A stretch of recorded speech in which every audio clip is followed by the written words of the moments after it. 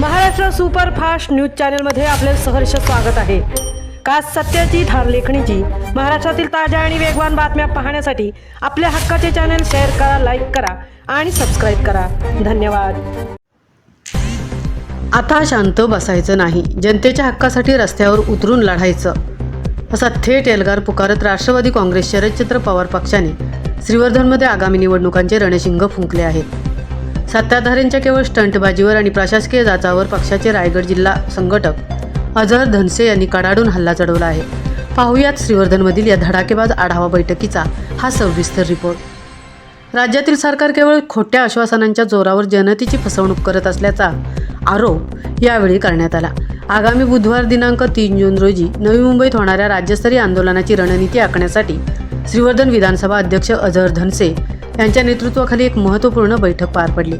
यावेळी बोलताना धनसे यांनी थेट पंतप्रधानांच्या आव्हानांवर आणि काही अधिकाऱ्यांच्या वागणुकीवर जोरदार निशाणा साधला। पंतप्रधान पेट्रोल डिझेल कमी वापरण्याचे आवाहन करतात, मात्र हे नियम फक्त सामान्य जनतेसाठीच आहेत का, असा सवाल त्यांनी केला। इतकंच नाही तर काही अधिकाऱ्यांनी सायकल आणि घोड्यांवरून फिरण्याची केवळ स्टंटबाजी केली आणि आज तेच अधिकारी पुन्हा मोठ्या गाड्यांच्या ताफ्यात फिरत असल्याचा घणाघात धनसे यांनी केला आहे। या बैठकीत प्रशासनाकडून पक्षाच्या वाहतूक विभागातील पदाधिकाऱ्यांना दिल्या जाणाऱ्या त्रासाचीही गंभीर दखल घेण्यात आली।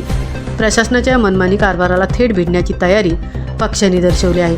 कार्यकर्त्यांमध्ये नवा जोश भरताना अजहर धनसे म्हणाले की आता घरात बसून राहण्याची ही वेळ नाही, सामान्य माणसाच्या हक्कासाठी रस्त्यावर उतरा। वरिष्ठ पातळीवरून जी काही ताकद आणि मदत लागेल ती पूर्णपणे दिली जाईल। श्रीवर्धनच्या ऐतिहासिक भूमीतून आता पक्ष संघटना मजबूत करण्याचे झंझावाती कार्य सुरू झाले असून आगामी काळात संपूर्ण रायगड जिल्ह्यात राष्ट्रवादी काँग्रेस शरदचंद्र पवार पक्ष मोठ्या ताकदीने उभा राहिलेला दिसेल, असा विश्वास नेत्यांनी व्यक्त केला आहे। या बैठकीला रायगड जिल्हा सहसंघटक जुल्फिकार टोल, तालुका प्रभारी प्रकाश जाधव यांच्यासह पक्षाचे शेकडो पदाधिकारी आणि कार्यकर्ते मोठ्या संख्येने उपस्थित होते।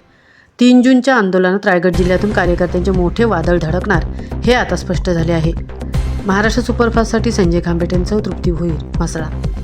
रायगड जिल्ह्यातील खेड्यापाड्यातल्या अनेक गावांमध्ये अनेक विकास कामं लकडले गेलेली आहेत। बरेचसेच लोक आहेत की विरोधी पक्षातला राहून आम्ही काय केलं। आज विरोधी पक्षाची खूप मोठी ताकद आहे, मात्र याच्या आधी आम्ही कधी असे लाईव्ह येऊन आम्ही सर्व काय पब्लिसिटी स्पेंड करायची म्हणून असे आम्ही कधी प्रकार राष्ट्रवादी पक्ष करून आम्ही घडवलेले नाही। जे काय आम्ही काम केलं त्याच्यातलं आम्ही 4-5 नमुने आम्ही तुम्हाला बोलतोय, जे आम्ही काम केलेले आहेत असे अनेक काम आहेत। सर्वात आधी आमच्यासोबत जुल्फिकार भाई आहे, हे गोडेगावचे आहे। रेल्वे आणि बस स्टॉप इथं पायाभूत सुविधा नव्हती, तिथले शौचालय बघितलं तर कोणी तिथं उभा राहू शकत नाही अशी अवस्था होती। मात्र जुल्फिकार भाई आणि पूर्ण राष्ट्रवादी काँग्रेस पार्टी शरदचंद्र पवार पक्षाचे पदाधिकारी हे एकत्र जुल्फिकार भाईला पाठिंबा देत त्यांनी आंदोलन केलं।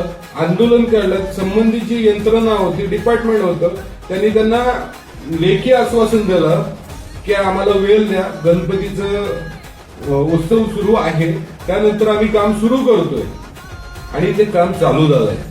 याचा आम्हाला अभिमान आहे की आम्ही विरोधामध्ये राहून आम्ही विकास कामं बघा कशी करतो। जे सत्ताधारी जे अर्धवट काम होतं त्याला पूर्ण करायची जबाबदारी सत्ताधारी विरोधी पक्षाची आहे।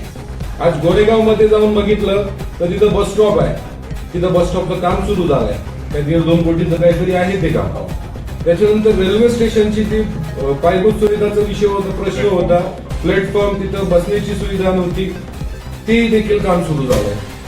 आज मानगाव डिगी हा रस्ता अनेक ठिकाणी भेगा पडले होते, जे ब्रिजेस असतात तिथं तिथला कॉन्क्रीट उडून गेलं होतं, लय मोठे खड्डे पडले होते, ते देखील आज आपण बघितलं तर सर्व इथं पॅच वगैरे संबंधित जेम मात्रे कंपनीने काम केलेलं आहे। आणि हे काम कुणी केलं तर आम्ही केलं, हे काम आमच्या पदाधिकाऱ्यांनी केलं, आमच्या कार्यकर्त्यांनी केलं। आदरणीय शरदचंद्र पवार साहेब यांचे निष्ठावान कार्यकर्ते आज जिल्ह्यामध्ये आहेत आणि चांगलं काम करत आहेत। मात्र आम्ही कधी क्रेडिटसाठी असं आम्ही हे केलं नाही। आज अनेक आमच्याकडे कामाची यादी आहे की आम्ही जिल्ह्यामध्ये काय काय काम केलेलं, मात्र एवढं काय बोलायला